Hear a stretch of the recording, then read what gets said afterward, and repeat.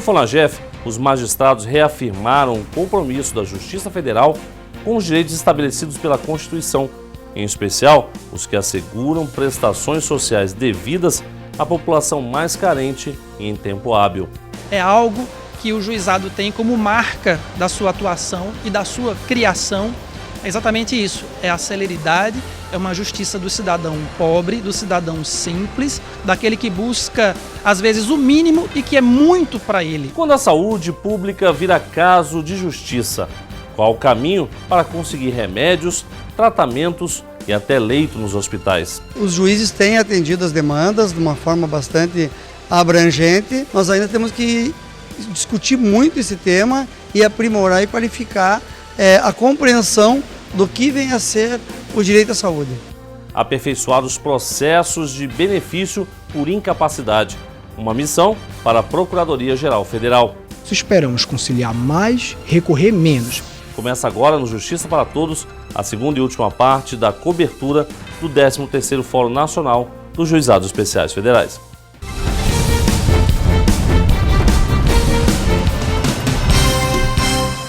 Ao completar 15 anos da Lei 10.259 de 2001, o sistema dos Juizados Especiais Federais se revelou um importante instrumento de acesso à justiça para todo brasileiro. Resultado que se traduz em mais cidadania e principalmente agilidade na concessão e revisão de benefícios previdenciários, assistenciais e prestações sociais. Atuar nos Juizados Especiais Federais significa estar mais perto dos menos assistidos. A importância primordial que eu vejo é o acesso à justiça. Antes, quando só existia a vara, a competência da vara, não existia o juizado, eu percebia que o número de ações previdenciárias era bem menor.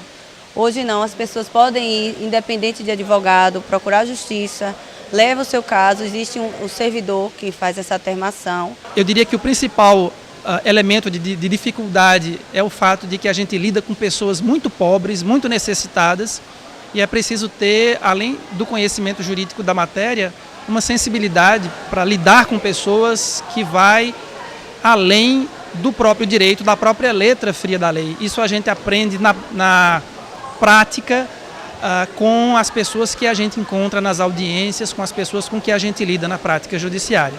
O juiz do juizado é aquele que está mais próximo da população, tá? É mais próximo da população carente, pega as causas de menor valor. Então o juiz tem que ter paciência, tem que ter muito jogo de cintura ali e também assim saber tratar com essa população, né? Prestar um serviço bom e também ter muita vontade de trabalhar, porque a carga de trabalho é imensa, o número de audiência é muito grande e aí tem que ter muito fôlego para trabalhar lá. Entre os benefícios destinados às populações de baixa renda está o de prestação continuada. Ele existe há 30 anos. Quem tem direito de receber? Idosos e pessoas com deficiência que cumpram os critérios exigidos. Um deles é a renda familiar. O critério, ele era matemático, né? Se fazia uma divisão da renda da família por cabeça, por quem integrava aquela família. Se esse valor fosse inferior a 1/4, era razão suficiente para a concessão do benefício. Se ele superasse 1/4, não se concederia o benefício. Ocorre que o STF, em 2013, ele entendeu que esse critério, na verdade, por si só, isolado, ele não é constitucional, ele agride a Constituição. Entendeu, então, que esse era apenas um dos critérios. Outros critérios devem ser verificados no caso concreto. Como? Com a realização, por exemplo, de uma perícia por assistente social, de um mandado de constatação por oficial de justiça, por realização de uma prova oral, colhida em audiência, por outros elementos que vão formar o convencimento do magistrado. O painel recebeu o título Benefício da Prestação Continuada à luz da recente jurisprudência dos tribunais. Quem debateu sobre o tema foi a juíza federal Vanessa Vieira de Mello. Ela apresentou dúvidas e questionamentos. Trabalhei alguns anos em turma recursal e muitas vezes me chamava a atenção o fato de a perícia médica ser negativa e haver um julgamento de improcedência, sem uma designação de perícia socioeconômica, né? E, às vezes, convertendo o julgamento em diligência, pedindo a complementação da prova, eu notava que não era bem o caso de improcedência, Então, eu chamo a atenção para esse aspecto que, às vezes, nós, com toda essa quantidade de processos para avaliar, não, o laudo é negativo, bom, então, infelizmente, é improcedente. Então, a necessidade dessa prova completa no benefício assistencial, que, conforme dito pelo colega Rodrigo, tem um aspecto multidisciplinar, né? O terceiro tema que eu trago é essa situação toda em que o judiciário, muitas vezes, é culpado pela imprensa, pela sociedade, e essa dicotomia entre o orçamento público e os programas sociais, né? Então, eu trago a questão, até que ponto não haveria necessidade de o orçamento se amoldar aos programas sociais, e não o contrário. O 13º FONAGEF foi uma oportunidade para debater o aperfeiçoamento da Procuradoria-Geral Federal em processos de benefício por incapacidade. O Procurador-Geral Federal ressaltou que a PGF é o maior cliente dos juizados especiais federais. O INSS é o maior cliente da Justiça Federal no âmbito dos juizados especiais federais. O INSS responde por 80% de todos os processos que tramitam nos juizados especiais federais. E de todos esses processos, os que mais têm representatividade são aqueles que tratam de concessão ou restabelecimento de benefícios por incapacidade, ou seja, um auxílio-doença, auxílio-acidente, uma aposentadoria por invalidez. O procurador alertou também ser preciso reverter o quadro classificado por ele como assustador. Nos últimos 5 anos, o número de concessões judiciais de auxílio-doença aumentou 88%.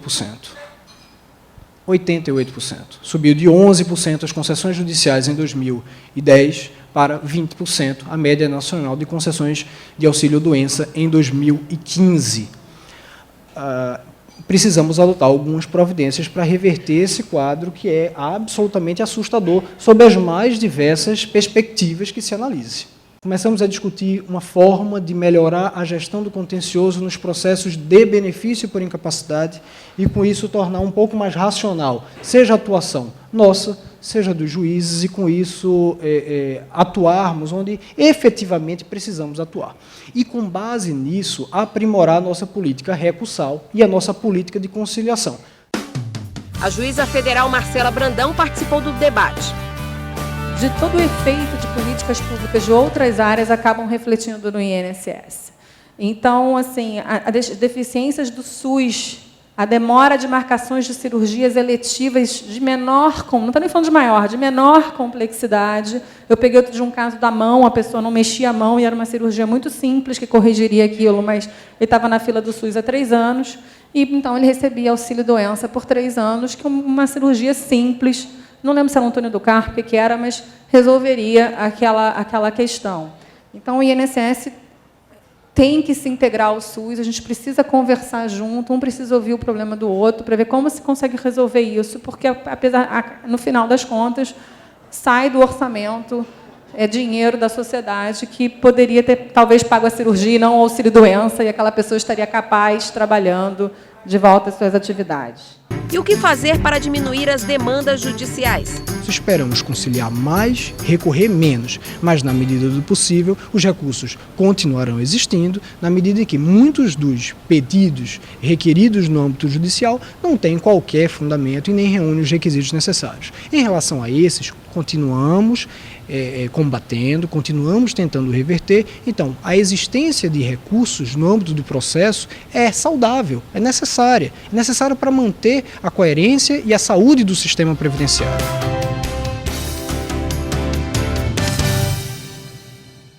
E veja a seguir a judicialização da saúde. Tem que agir de modo a melhorar o atendimento, de modo que o SUS venha a ser fortalecido e que venham atender as pessoas efetivamente naquilo que está previsto na política pública de saúde. Em instantes, até já.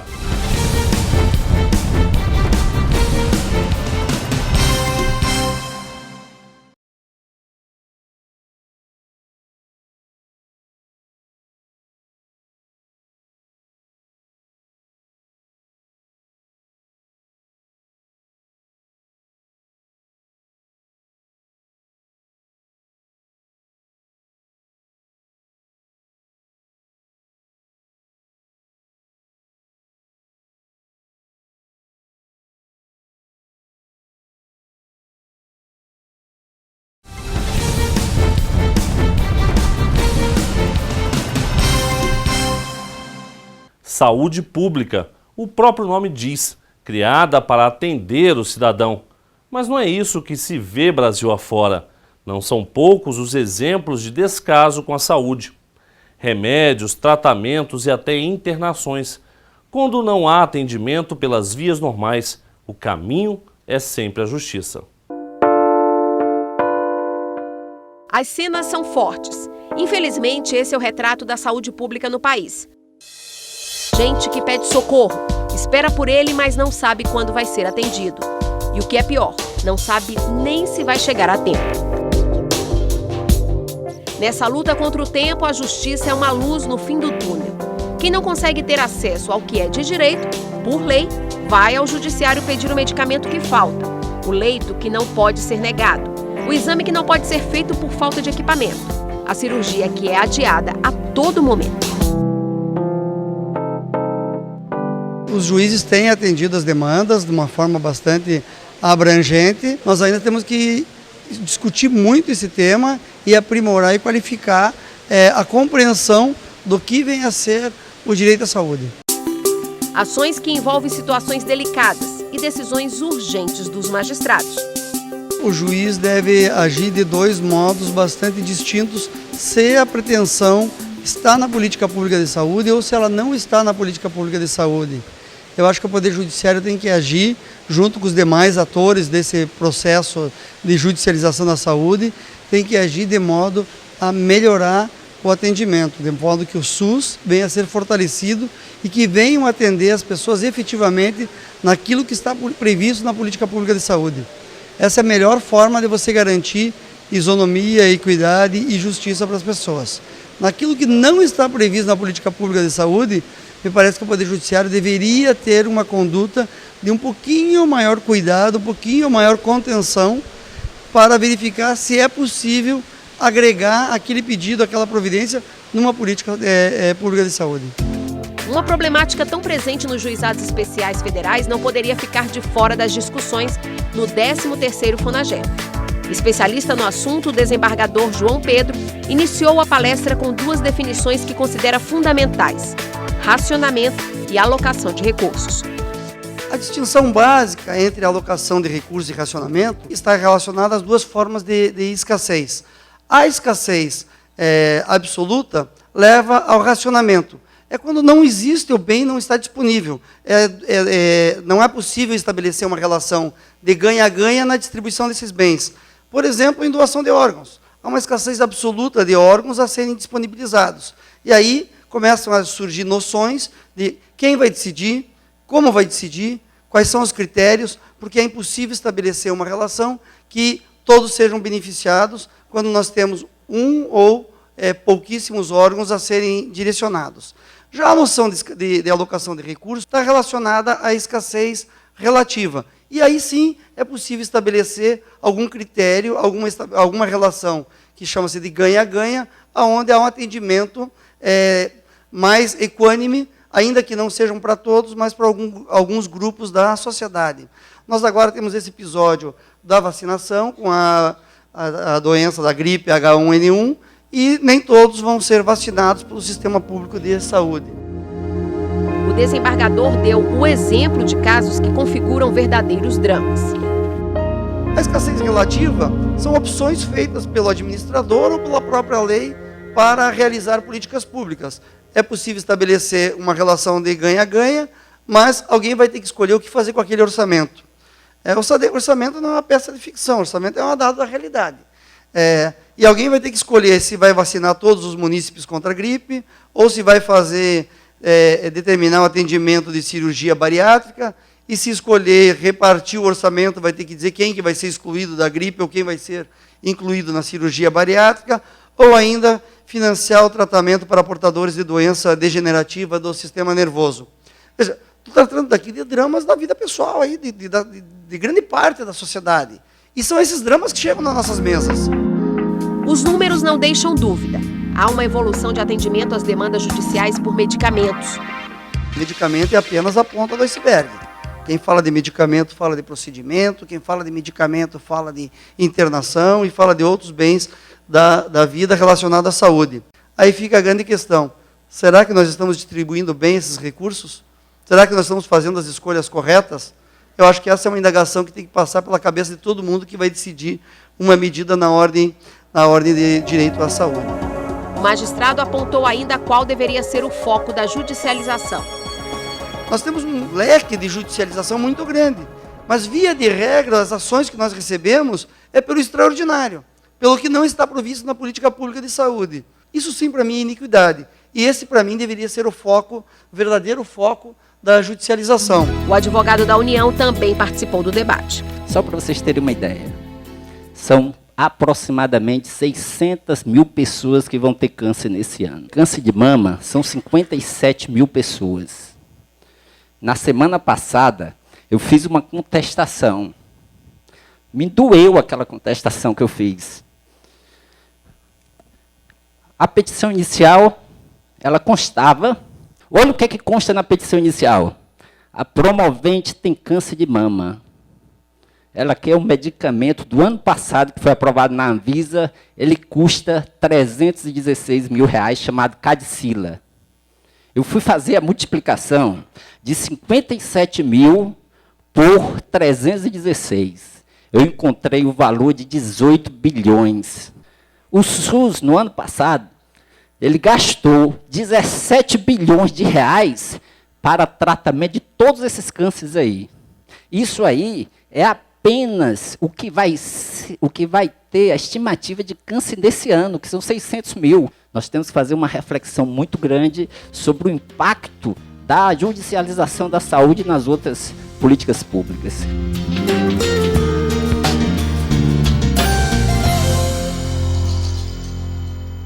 E veja a seguir os enunciados e recomendações do 13º FONAGEF. Essa interação pode e gerará frutos significativos em relação à melhor prestação jurisdicional. Em instantes, até já.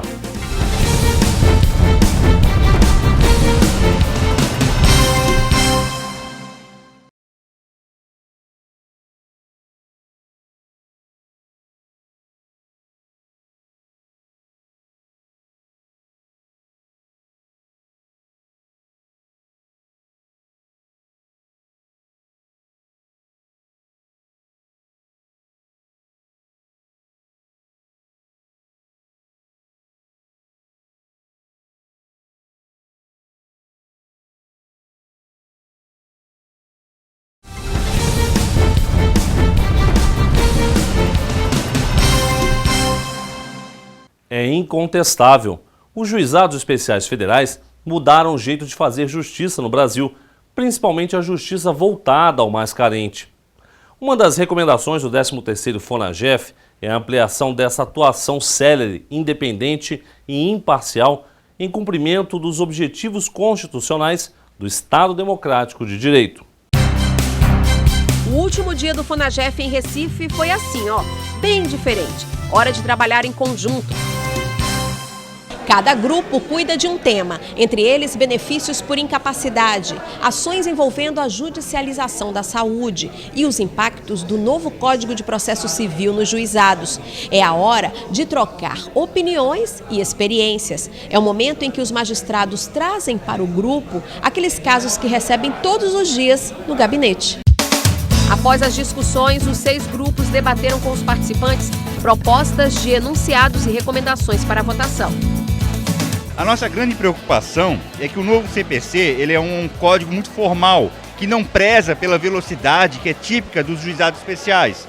Então, entre outras características, por exemplo, não está claro a forma de contagem dos dias, dos prazos, se é dia útil ou dia corrido. E isso influencia e tem um impacto muito significativo no tempo em que se leva para poder entregar, por exemplo, a uma pessoa que pede um auxílio-doença, aquele benefício previdenciário.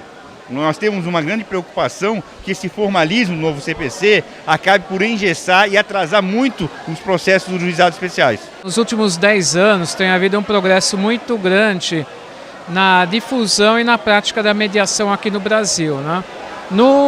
A gente pode dizer que no último ano, em 2015, teve um avanço muito grande com a aprovação da Lei de Mediação, que disciplina a mediação e conciliação no Brasil, e também com o novo Código de Processo Civil, que também tem uma parte, vários capítulos reservados a essa prática, né? Até então, até 2015, a gente só tinha as resoluções do CNJ, particularmente a número 125, mas mesmo assim, ainda com o âmbito da resolução, avançou bastante a prática aqui no Brasil, né? Entre os enunciados aprovados durante o encontro estão: nas ações de benefício assistencial, não há nulidade na dispensa de perícia socioeconômica quando não indicado indício de deficiência a partir do conceito multidisciplinar.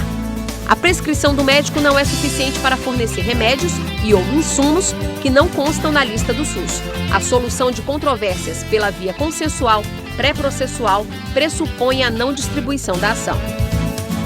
Os enunciados e recomendações vão ser enviados ao Conselho Nacional de Justiça, ao Conselho da Justiça Federal, aos Tribunais Regionais Federais e às coordenadorias dos Juizados Especiais Federais. Na ocasião, os magistrados lançaram também a Carta de Recife. O documento traz as conclusões dos debates.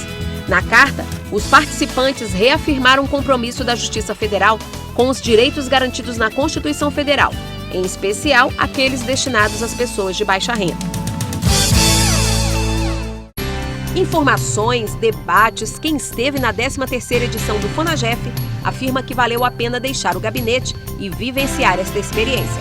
Um evento produtivo que traz informações, amplia conceitos, conhecimentos e recicla os profissionais. O juizado ele tem essa possibilidade de você resolver, sentar à mesa com as partes e dali resolver questões que surgem do processo, né? É mais não tão rígido, é um processo não tão rígido. Isso eu acho que é o grande brilho do juizado. Esse evento que dura 3 dias, né, é o momento em que a gente se reúne e pode assistir palestras, como é que vimos hoje aqui, trocar ideias. Então a gente tem painéis em que a gente vai debater enunciados, tá? Nós debatemos em grupo, depois tem uma plenária no último dia, que é onde a gente vai votar os enunciados que foram discutidos nos grupos, a fim de quê? De criar regras que possam ser aplicadas para todos ou adotadas para todos. Então é uma oportunidade também da gente se conhecer, né? Os juízes do Brasil todo, tem colegas aqui do Sul, do Norte, de todo lugar. Então, de conhecer e trocar ideias, né? Para tentar prestar um serviço melhor para a população. É algo que o juizado tem como marca da sua atuação e da sua criação. É exatamente isso, é a celeridade, é uma justiça do cidadão pobre, do cidadão simples, daquele que busca, às vezes, o mínimo e que é muito para ele. E o juizado hoje é preparado para resolver esse tipo de demanda. É o mais importante evento da Justiça Federal, né, promovido pela AJUF. E é importante porque os juízes dos juizados, e aqui temos mais de 100, e de turmas de recursais, eles debatem, procuram conciliar práticas que eles têm nas suas varas e que trazem para os outros, né, das 5 regiões. Com base nesse aqui, a gente já vai ampliar para preparar o 14º evento. Esse evento é fundamental, é pioneiro, nós já estamos no 13º evento que reúne os juizados especiais federais, e esse modelo deu outras crias, fóruns nacionais de debate em outras áreas dentro da Justiça Federal. Para a JUF, o FONAGEF vai além, une a magistratura e reforça o objetivo de aproximar o judiciário da população.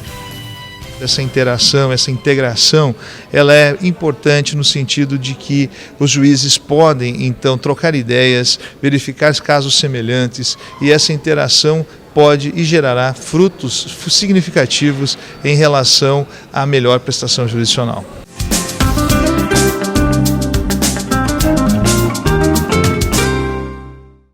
Justiça para Todos de hoje termina aqui.